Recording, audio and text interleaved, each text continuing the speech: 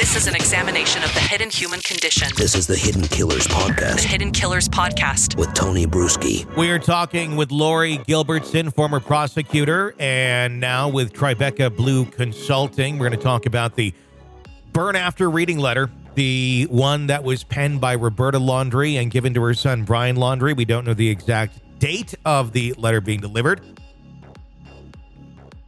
That does play a key role in the perspective of this entire case and conversation. But Laurie, you've had a chance to review it now. I'm curious from a former prosecutor's standpoint, what stands out to you? Wow. I mean, Tony, where do I start? The burn after reading is a pretty good clue that there are going to be some really incriminating things in there, because why would you need to burn it after reading if there weren't those kinds of things in there that you don't want to be discovered? So that, just those 3 words can give you so much insight into the state of mind of Brian Laundrie's mother when she sent that. So that's the first thing that immediately sticks out to me. And then, having some, like you said, the timeline is important, of course. And I think those are things we don't quite know all the specifics of yet. But, apparently that the letter references burying a body and bringing a shovel. I mean, that is also some real serious instruction as to some really serious criminal acts, which we know, ultimately many of those occurred.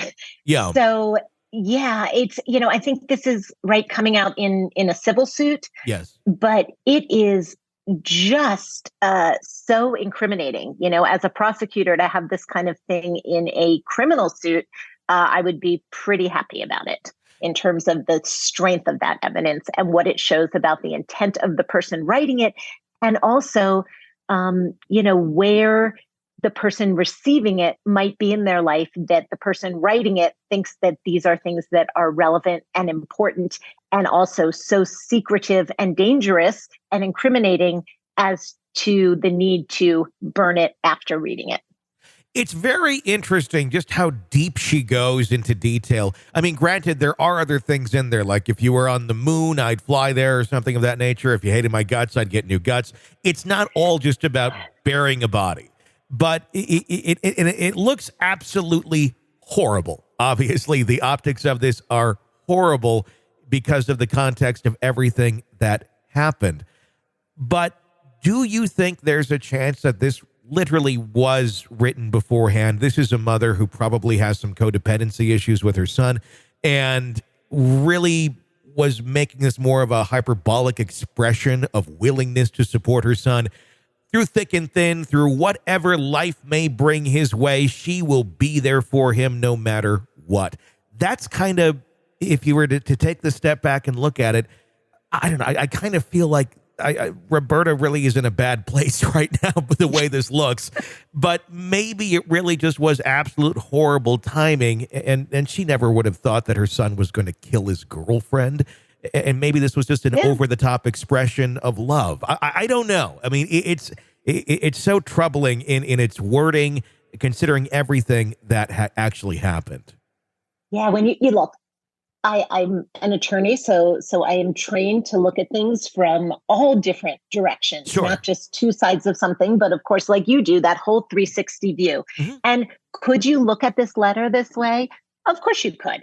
Not everything is open to interpretation that way, but this certainly could be. It reminds me a little bit, and I can't think of the name right now, of, some of those children's books, if you're, I don't even remember what it is, but, the children's books that are basically like the mother bunny telling the little bunny what she's going to do for him and how she's going to be with him always. And it kind of echoes that a bit.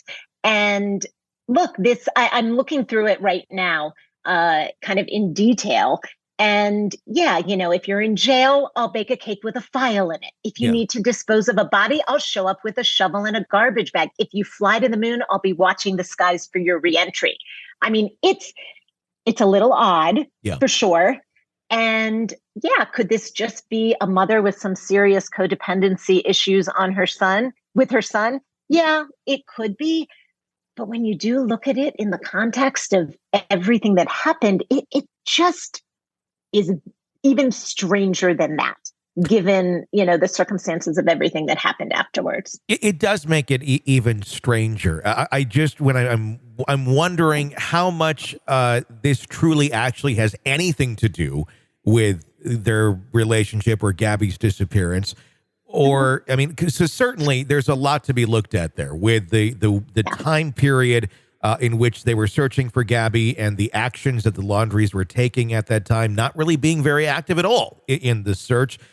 In fact, going camping with their son as he came back, not going to the authorities. And it was very bizarre. And I think they need to be held accountable for that. I just wonder how much of a piece of the actual puzzle of that time period this actually plays. Or is this just kind of a, oh my gosh, that looks horrible, but really not part of the equation over here? Well, Tony, looking at it and looking at the time frame, in a way, it's kind of both. Because even if you look at it and say the part about disposing of a body are just, a poor choice of words and one sentence in this somewhat odd and disturbing letter from a mother to her son. But if it was written, before they went and there was absolutely no knowledge of anything that they thought might be happening or any danger, anything like that regarding, any of Brian's actions towards Gabby, then yeah, you could kind of look at it that way. But when you look at it after all of that and you look at, like you said, their actions during the search for Gabby and then even after, everything was discovered. What it still does do is exactly what I stated earlier. It really goes to the state of mind of his mother. It really goes to the real idea that this is a woman who obviously is going to do absolutely anything to protect her son. So even if there was no knowledge of anything whatsoever, about the relationship or any kind of anticipation of anything bad happening, which there may not have been, what it does say is that she's going to go to all the lengths of the world to protect this son that she loves so, so very much. And she even says, love is a verb, not a noun. It's not a thing. It's not words. It is actions.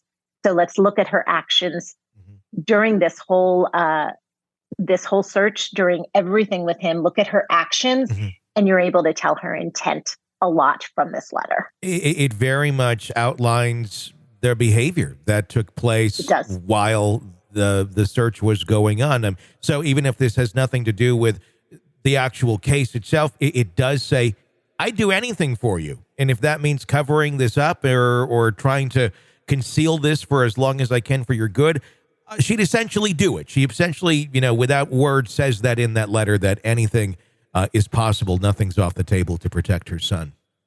Yeah, she laid a roadmap right there of exactly what she would do. And then she kind of went ahead and did it, even if she wasn't showing up with a shovel and a garbage bag to dispose of a body. Like she says in the letter, she still was supporting him in every way. And I have to go back a minute. Yeah. I mean, it's just boggling my mind, Tony, to be reading through this and she's talking about love and then goes right to disposing of a body. I mean, it's just so odd. It's the first thing, like when you talk about love with your child and then that parental love that you have. Yeah, the first thing is not on my mind, like, and by the way, if you killed somebody, I'm there for you. It's just like I don't know that I would be, honestly. In fact, I think I've had that conversation with my child before where it's like, if I did some of these horrible things that you talk about on the show, Dad, would you still be there for me? My answer is usually probably not. It probably really much depends on what case we're talking about and just what you did. Right. And, it seems like, with the parental reaction would be, I love you, I support you, I'll always love you. Yeah. There's that unconditional love for your child, no matter what they do. But but not to the point of I'll show up with a shovel and a garbage bag and help you dispose of a body. It is so bizarre. Like I'll put money in your canteen, but that's probably where the love ends if you did something Tony, like that. You are not going to be baking a cake with a file in it, like Brian Laundrie's mother, right? That's a bit much. Yeah, that is a bit much. This is an examination of the hidden human condition. This is the Hidden Killers Podcast with Tony Bruschi. Laurie Gilbertson, former prosecutor, and with Tribeca Blue Consulting. Thank you so much for your insight into that chapter of this case that just continues to go on. If you want to weigh in on anything we talk about, you are welcome to do so. We have a phone number for it. It's 888-5-KILLER, 888-5-KILLER. You can call 24/7. We'd love to hear your insight and may use your opinion on a future episode of the program.